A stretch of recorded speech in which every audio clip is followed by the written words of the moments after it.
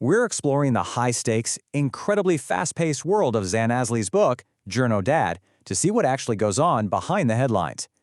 If you think journalism is just sitting at a desk typing up the news, well, get ready to have that illusion completely shattered. So what does the daily life of a modern journalist actually look like? Forget the predictable 9 to 5. The newsroom culture we're looking at here is a highly collaborative, deadline-driven scramble dictated entirely by breaking news.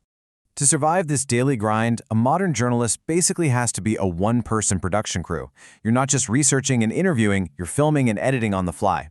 AZLEE relies heavily on mobile journalism, doing literally everything right from his smartphone. It's a perfect example of how constant technological adaptation is just an absolute must in the field today. Which brings us to Section 1, the ethical tightrope, navigating choices. Zooming out from the daily routine, this constant speed forces journalists to make split-second life-or-death decisions. Take a war zone like Afghanistan. How do you balance reporting the absolute truth with keeping people alive? When soldiers only spoke candidly off-camera, AZLEE chose silence to protect them. This fulfills the Western SPJ standard of minimizing harm, but interestingly, it also perfectly aligns with the Islamic duties of AMANA, safeguarding a trust, and NADHRAH, which means preventing harm. And the stakes get even higher. Imagine being at a dangerous military checkpoint in Lebanon. Operating on a tourist visa, AZLEE took a forbidden photo and had to hide his press identity to survive the confrontation. Now, while the SPJ generally discourages deception, prioritizing safety aligns with minimizing harm. Technically, he compromised absolute truthfulness, or Sadiq, but he rightfully applied LADAR to avoid immediate peril. Even when he leans into his signature gonzo style, putting himself right at the center of a highly subjective narrative, AZLEE strictly anchors his stories in verified facts. This completely satisfies the SPJ mandate to seek truth and report it, while deeply honoring the Islamic concept of tabayyun, the strict verification of news. But these choices don't happen in a vacuum. Let's look at Section 2, the hierarchy of pressures, external influences. Using Shoemaker and Rees's hierarchy of influences, we can see exactly how these pressures build from the bottom up.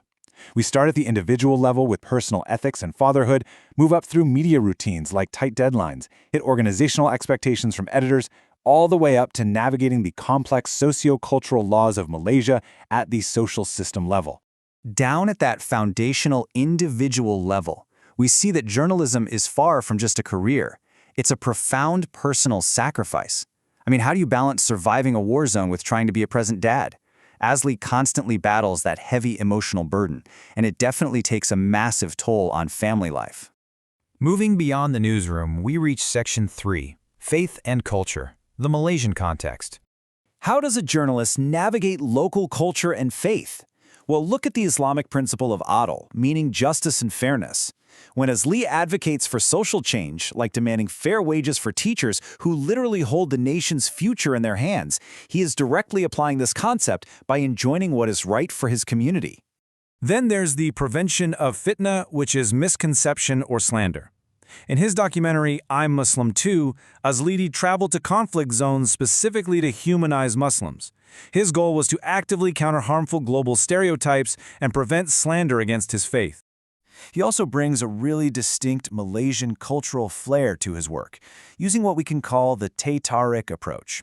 Instead of rigid interviews, he uses casual, warm, and intimate conversations.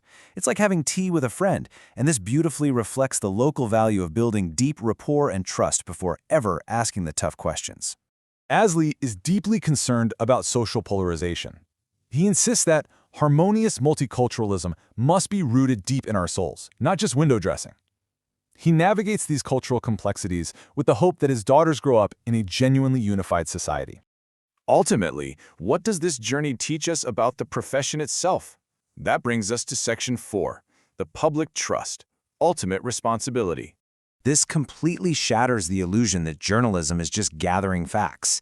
It's actually this constant, non-stop evolution of adapting to new technology, balanced heavily with an unwavering commitment to core integrity. Which brings us to a really powerful realization. Journalism is far more than a profession. It is a public trust. Every single story you see involves unseen personal sacrifice, strict accountability, and the immense power to actually shape our society. So, this leaves us with a final thought. Think about the immense pressures, the ethical tightropes, and the personal sacrifices behind your daily newsfeed. Knowing what you know now, ask yourself, does the media you consume and support truly honor this public trust?